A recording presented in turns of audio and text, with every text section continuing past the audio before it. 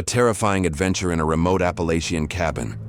We were just looking for a peaceful escape in the Appalachian Mountains, but on our second night in a remote cabin, we started hearing whispers from the woods, and we realized the local legends weren't just stories.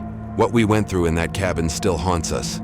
My partner Sarah and I thought we were getting away from it all. We had no idea we were walking straight into the heart of something ancient, something that didn't want us there, waiting in the silence of the trees. Section 1. The Promise of Peace. It all started with just needing to unplug. Life in the city had become this relentless cycle of screens and noise, and we were craving the kind of deep, real quiet you can only find miles away from anyone. Sarah was the one who found the cabin online. The listing was almost poetic, promising a rustic retreat nestled deep in the heart of the Appalachian Mountains. The pictures showed this charming hand-built log cabin with a stone chimney. It looked perfect. Honestly, the drive up should have been a warning. As we got higher into the mountains, the roads got narrower and started twisting right along the edge of these steep drops. Cell service disappeared, bar by bar, until our phones were basically just clocks. The last person we even saw was a man at a gas station an hour out. He had this weary look in his eyes when he gave us directions, and he finished with a flat, "You all be careful up there. The woods get dark." At the time, I just thought he was being friendly. When we finally pulled up the gravel driveway, the cabin looked just like the photos, but the isolation was so much more real. The forest wasn't just around the cabin. It felt like it was pressing in, trying to swallow it. The trees were ancient and impossibly tall, and so dense that the whole property was in a kind of permanent twilight. It felt less like peace and more like the world was holding its breath. On a big oak tree at the edge of the driveway, someone had carved a strange symbol into the bark, a crooked circle with a line slashed through it. We just shrugged it off as some local quirk, maybe an old trail marker. We were just happy to be there, still trying to convince ourselves the heavy silence was serene. Section 2. The first cracks in the calm. The first night was unsettling. We unpacked, got a fire going, and tried to soak in the quiet we wanted so badly. But the silence wasn't empty. It was full of the groans of old wood and the rustle of wind, sounds that just felt different out here. Around 10 p.m., we were reading on the couch when we heard it, a distinct tap, tap, tap on the living room window. I jumped, my heart pounding. Sarah laughed it off. "It's just a branch," she said, and I really wanted to believe her. But the sound was just so deliberate. It didn't sound like a branch scraping against glass. It sounded like someone rapping their knuckles on it. Later, as we were getting ready for bed, a floorboard creaked, loud in the upstairs loft. We both froze at the bottom of the stairs just listening. We were supposed to be the only two people for miles. "Old houses make noises," I said, my voice a little too loud. I was trying to be the rational one, mostly for Sarah, but for me too. I grabbed a flashlight and went upstairs, checking the empty loft. The windows were locked. There was nothing but dusty furniture. I told myself it was just the isolation making us jumpy. But when I got into bed that night, I couldn't shake the cold, prickling feeling on the back of my neck that we were being watched. Section 3. When the woods began to speak. The next day, we tried to hit the reset button with a long hike.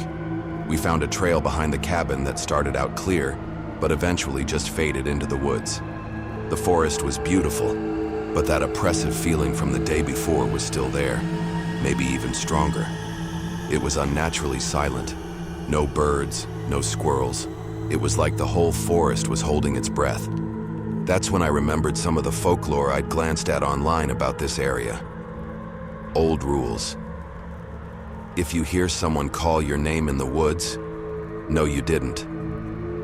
The saying seemed like a spooky little phrase on a screen, but out here, it felt like genuine survival advice.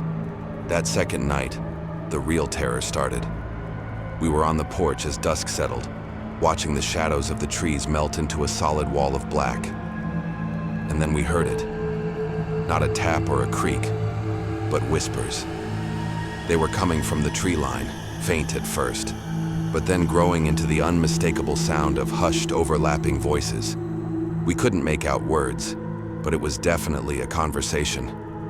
We shot up and just stared into the darkness, completely frozen. We scrambled inside and locked the door. My rational mind just shut down. There was no explaining this. As we stood there, hearts hammering against our ribs, a shadow moved past the kitchen window, tall and unnervingly fast. Before we could even process what we saw, a book flew off the bookshelf across the room and slammed against the wall. Sarah screamed, a raw, terrified sound that the cabin just seemed to swallow whole. The comforting quiet we'd come for was gone, replaced by a suffocating primal fear. The isolation we craved was now our cage. Section 4. The Thing on the Stairs. We spent the next hour huddled on the couch, where the silence between the events was somehow even worse. We were just waiting for the next thing. And then it came. From the woods outside, clear as day, a voice called my name. David. It wasn't a yell. It was calm, conversational, like someone was standing right there on the porch. But the voice, it was a twisted, hollow-sounding recording of my own. A cold dread washed over me, unlike anything I'd ever felt. If you hear your name, no, you didn't. I didn't answer. I didn't dare. That's when we heard the sound that finally broke us. Heavy footsteps, right above us in the loft. Slow, deliberate. Each step was an eternity. We were trapped downstairs, listening as this thing walked from one end of the loft to the other. Then, the footsteps moved to the stairs. Creak. Groan. Creak. One heavy step at a time, it started coming down. It was coming for us. We were paralyzed, staring at the doorway, which was just out of sight of the staircase. The footsteps stopped on what must have been the last step. A thick, suffocating silence fell over the cabin. A long, distorted shadow stretched across the floorboards from just around the corner. We couldn't see it, but we could feel it. It felt ancient, and it felt hateful. Then, a single violent bang erupted from the wall right next to us, as loud as a gunshot. Section 5. The Escape. That was it.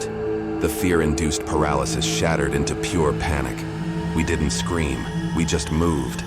We bolted for the front door, fumbling with the lock, not daring to look back.